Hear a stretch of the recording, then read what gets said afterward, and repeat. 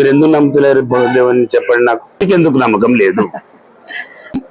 ఏదైనా సైంటిఫిక్ గా నిరూపిస్తే నేను అందరికి బహిరంగ క్షమాపణ చెప్పి మారడానికి సిద్ధంగా ఉన్నాను.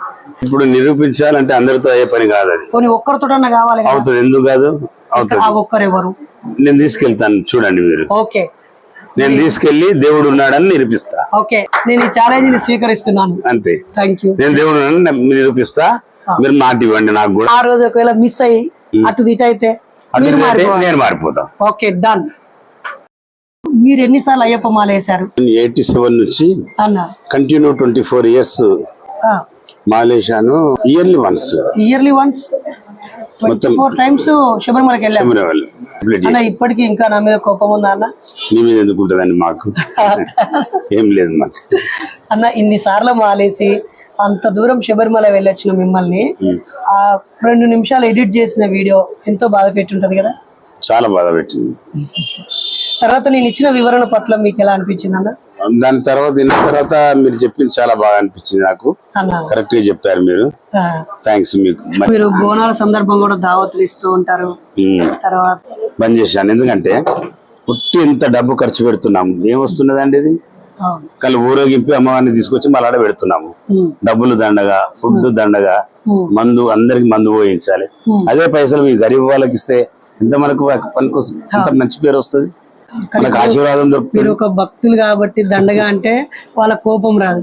నాలాంటి వాళ్ళు ఇది దండగా అంటే అరే నువ్వు ముస్లింలను అంటవారా ఇట్లా, అరే నువ్వు క్రైస్తవులు ఇట్లా అనగలవా?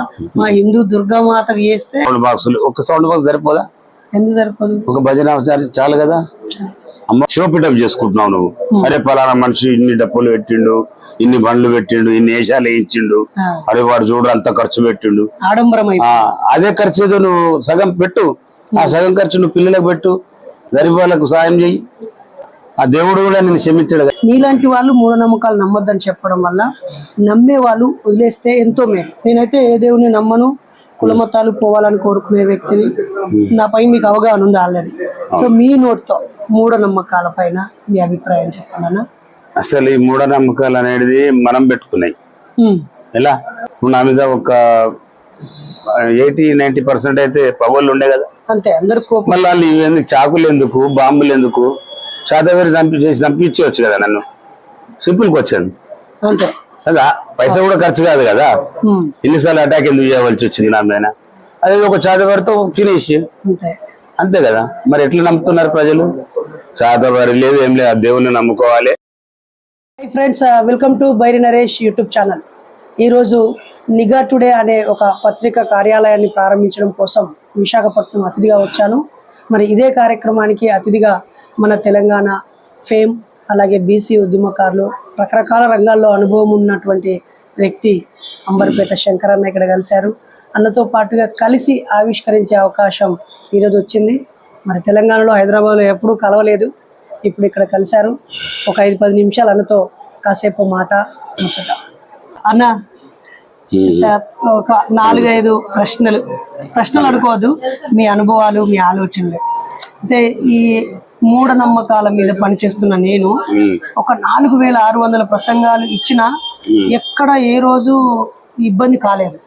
కానీ అయ్యప్ప స్వామి ఇన్సిడెంట్ లోనే చాలా పెద్ద వైరల్ అయిపోయి ఎంతో మంది అయ్యప్ప స్వాములు బాధపడి రోడ్డు మీదకి వచ్చారు కదా. అసలు మీరు ఎన్నిసార్లు అయ్యప్ప మాల వేశారు?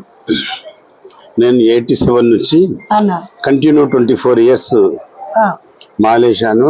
నా ఎంబడి ఒక 30-40 members డైలీ వాళ్ళకి భోజనాలు పెట్టాను. 41 days చేసి వాళ్ళందరినీ నేనే తీసుకొచ్చే వరకు వెళ్ళేవారు. ఇయర్లీ వన్స్ 24 times శబరిమలకి వెళ్ళాము. అంటే ఇంకా సివిల్ లో కూడా వెళ్ళాము మధ్యలో. అలా చూసుకుంటే మనం 32 నుంచి 33 వరకు వెళ్ళాను. ఇప్పుడు మాల మీద 24 కంప్లీట్. ఇప్పటికీ ఇంకా నా మీద కోపం ఉందా అన్న? నీ మీద ఎందుకు ఉంటుందండి, మాకు ఏం లేదు మాకు.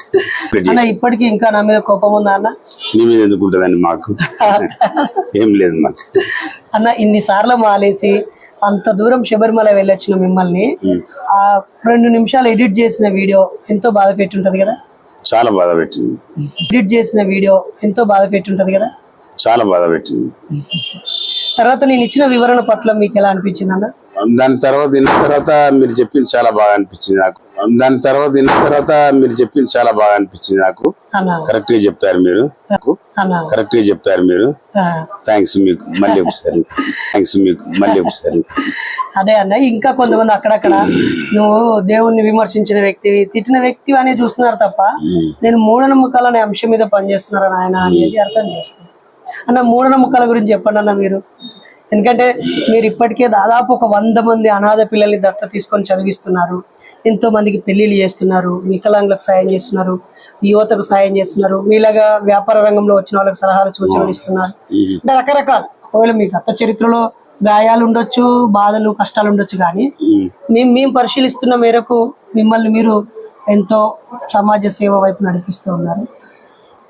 మూఢనమ్మకాలపై నేను చేస్తున్న పోరాటం కొనసాగించాలా వద్దా? మీరు కొనసాగించండి, వద్దంటలేం, కానీ కొన్ని చూసి చేయాలి మీరు పనులు. నేను చెప్పేది అది. కొన్ని ఏమవుతున్నాయంటే టార్గెట్ అయిపోతున్నాయి మీకు అవి. అలాంటివి మీకు వద్దు కదా, అవసరం లేవు కదా. మార్పు కావాలి. మార్పు వచ్చే మాటలు మాట్లాడండి మీరు, అంతేగాని మీరు రెచ్చగొడే మాటలు మాట్లాడితే ఏమవుతుంది, అది మీ మీద ఉల్టా అవుతుంది. అది మీరు అందులో మీరు షేన్ కాలేకపోతున్నారు. ఇవాళ రేపు నిన్న మొన్న వచ్చినోడు 2 వీడియోలు పెట్టి వాడు షేన్ అవుతున్నాడు. ఎందుకంటే దేవుని మీద కానివ్వండి, ఎవరి మీద కానివ్వండి మనం విమర్శించొద్దు. ఎందుకంటే ఎవరి భక్తి వాళ్ళకు, ఎవరి ఇష్టం వాళ్ళకు. మనం ఎవరం చెప్పనిక వాళ్ళకు. నీకు బిర్యానీ తినాలనిపిస్తుంది, ఆయనకు తినొద్దు అనిపిస్తుంది, ఆయనకు వెజిటేరియన్ తినాలనిపిస్తుంది. ఎవరి ఇష్టం వాళ్ళకు కదా. మనం దాన్ని ఎవరం చెప్పనీకే, నువ్వు ఇది తినొద్దు, ఇది తినాలి, ఇది తినొద్దు అని చెప్పనీకే మనకు అధికారం లేదు. అంతే, వాళ్ళ ఇష్టం అది. కానీ మతం పేరుతో రాజకీయం చేసి చికాకు పరిచే వాళ్ళ పట్ల మాత్రం చాలా జాగ్రత్తగా ఉండాలి. చాలా జాగ్రత్త ఉండాలి. అంటే ఇప్పుడు చాలా తగ్గింది అనుకో, అప్పటికిప్పుడు చూసుకుంటే. ఏమంటారు చెప్పండి అన్న? ఈ దత్తత తీసుకున్న కాన్సెప్ట్ ఎప్పుడు మొదలు పెట్టారు? ఎంతమందికి మీరు ఇప్పుడు ఒక తండ్రి లాగా వాళ్ళకి చదివిస్తూ భోజనం పెడుతున్నారు? యాక్చువల్లీ ఏంటంటే 15 years బ్యాక్ నుంచి నేను కేసు క్లోజ్ అయిపోయి ఫ్రీగా ఉంటున్నాను, యోగా చేసుకుంటా. అంటే టైం పాస్. ఇప్పుడు పెద్ద బాబు ఏమో అక్కడ మ్యారేజ్ అయ్యి 2 పిల్లలు బయట ఉంటున్నాడు. సెకండ్ సన్ ఆస్ట్రేలియాలో 2 పిల్లలు అతనికి. పాప డాక్టర్ అమెరికాలో. మేమిద్దరమే అయిపోయాం ఇంట్లో. ఎలా అంటే నాకు ఒకరోజు మా భార్య పుట్టినరోజు ఒక అనాథ పిల్లలను పిలవండి ఇంటికి భోజనాలు పెడదామని పిలిచాం. 26 January. ఈ ఇయర్ వచ్చి 3 years బ్యాక్. అంటే ఏ ఇయర్ ఉండేది 2020లో భోజనాలు పెట్టి వాళ్ళందరికి బిర్యానీ ఏం కావాలంటే మాకు చికెన్ బిర్యానీ చేయించి తినిపించి అందరినీ కూర్చోబెట్టి అడిగాను. అడిగితే పాపం వాళ్ళు ఒక్కొక్క వాట చెప్తుంటే నాకు చాలా బాధ అనిపించింది. కొంతమందికి చెప్పులు లేవు, అరిగిపోయాయి. అమ్మ నాన్న లేని వాళ్ళలో చాలా మంది ఉన్నారు. కొంతమందికి బట్టలు లేవు. వాళ్ళు ఏంటంటే హాస్టల్లో భోజనం పెడుతున్నారు, పాపం పెంచుతున్నారు. నేను అప్పుడు డిక్లేర్ చేశాను, నేను ఈ మంది ఎంతమంది అవుతుండ్రో 93 members నేను ఇవాళ నుంచి దత్తగా తీసుకుంటున్నాను. ప్లస్ వాళ్ళకి ఏ కష్టాలు వచ్చినా పెళ్ళయ్యే వరకు నేను వాళ్ళకు పోషిస్తాను. బట్టలు కానివ్వండి, ఏం కానివ్వండి. అప్పటిదప్పుడు 93 మందికి చెప్పులు తెప్పించాను. అందరి చెప్పులు నా చేతితోటి ఇచ్చి పంపించి, ఇప్పటికి మా భార్య వెళ్తుంటుంది, మేము వెళ్తాం, మా ఫ్రెండ్స్ అందరు వెళ్తుంటారు. వీళ్ళ బర్త్డేలు కూడా మా ఫ్రెండ్స్ కూడా వెళ్ళి అక్కడనే వండిపించి వాళ్ళ దగ్గరనే కేక్ కట్ చేయించి వాళ్ళకి భోజనాలు చెప్పి చూస్తున్నారు మా ఫ్రెండ్స్ కూడా అందరు.